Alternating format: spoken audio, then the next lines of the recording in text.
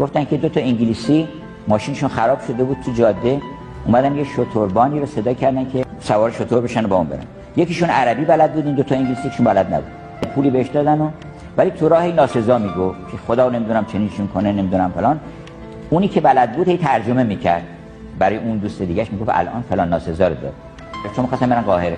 خب نگفت که ما رو قاهره نمیبره، گفت نگفت از کاری نباشه. باز 2 مرتبه گفت الان یه چیز خیلی بدتری گفت اینا.